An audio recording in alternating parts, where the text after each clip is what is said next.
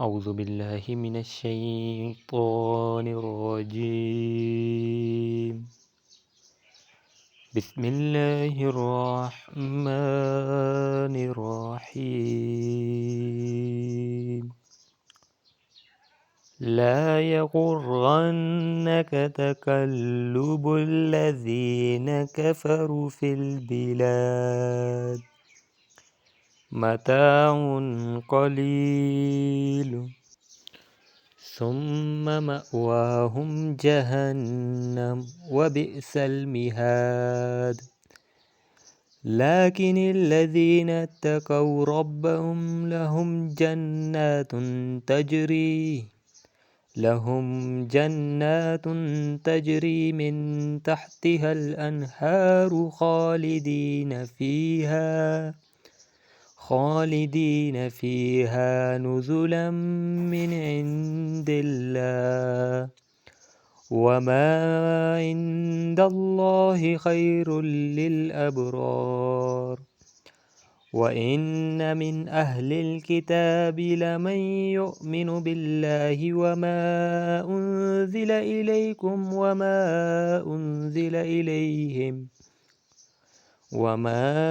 أنزل إليهم خاشعين لله لا يشترون بآيات الله ثمنا قليلا، أولئك لهم أجرهم عند ربهم، إن الله سريع الحساب. يا أيها الذين آمنوا اصبروا وصابروا ورابطوا واتقوا الله لعلكم تفلحون.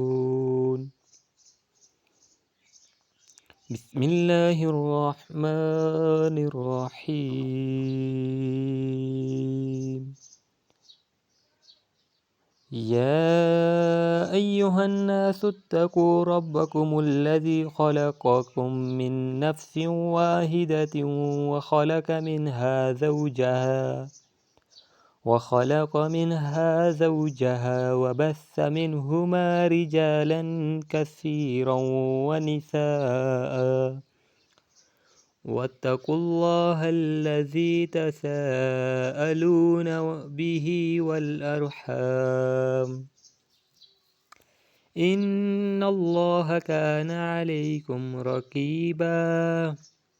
وآتوا اليتامى أموالهم ولا تتبدلوا الخبيث بالطيب ولا تأكلوا أموالهم إلى أموالكم، إنه كان حوبا كبيرا. وإن خفتم ألا تقسطوا في اليتامى فانكحوا ما طاب لكم من نساء مثنى وثلاث ورباع، فإن خفتم ألا تعدلوا فواحدة أو ما ملكت أيمانكم، ذلك أدنى ألا تعولوا. وآتوا النساء صدقاتهن نحلا، فإن تبن لكم عن شيء منه نفسا فكلوه هنيئا مريئا. ولا تؤتوا السفهاء أموالكم التي جعل الله لكم قياما وارزقوهم فيها واكسوهم وقولوا لهم قولا معروفا. وابتلوا اليتامى حتى إذا بلغوا النكاح فإن آنستم منهم رشدا فادفعوا إليهم أموالهم ولا تأكلوها إسرافا وبدارا أن يكبروا، ومن كان غنيا فليستعفف ومن كان فقيرا فليأكل بالمعروف فإذا دفعتم إليهم أموالهم فأشهدوا عليهم وكفى بالله حسيبا للرجال نصيب مما ترك الوالدان والأقربون وللنساء نصيب مما ترك الوالدان والأقربون مما قل منه أو كثر نصيبا مفروضا وإذا حضر القسمة أولو القربى واليتامى والمساكين فارزقوهم منه وقولوا لهم قولا معروفا وليخشى الذين لو تركوا من خلفهم ذرية ضعافا خافوا عليهم فليتقوا الله وليقولوا قولا سديدا إن الذين يأكلون أموال اليتامى ظلما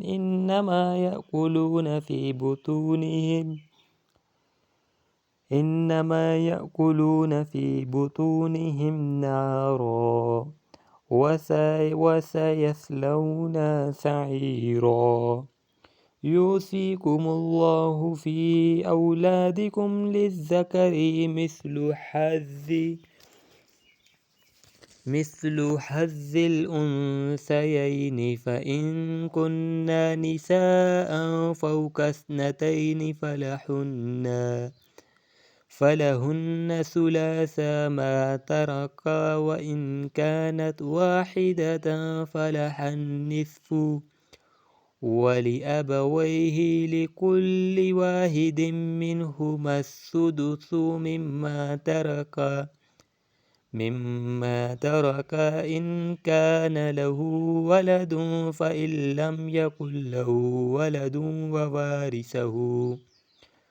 ووارثه أباءه فلأمه الثلث فإن كان له إخوة فلأمه السدس من بعد وصية يوصي بها أو دين آباؤكم وأبناؤكم لا تدرون أيهم أقرب لكم نفعا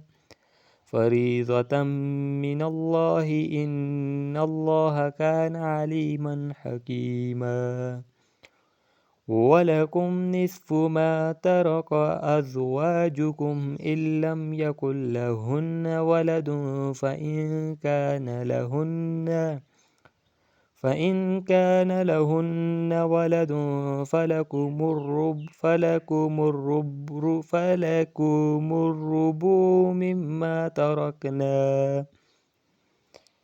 مما تركنا من بعد وصية يوصين بها أو دين ولهن الربع مما تركتم إن لم يكن لكم ولد فإن كان لكم ولد فلهن الثمن مما تركتم من بعد وصية توصون بها أو دين وإن كان رجل يورث كلالة أو امرأة وله أخ أو أخت فلكل واحد منهما السدس فإن كانوا أكثر من ذلك فهم شركاء في الثلث من بعد وصية يوصى بها أو دين غير مضار وصية من الله والله عليم حليم تلك حدود الله ومن يطع الله ورسوله يدخله جنات تجري من تحتها الأنهار خالدين فيها وذلك الفوز العظيم. صدق الله العظيم.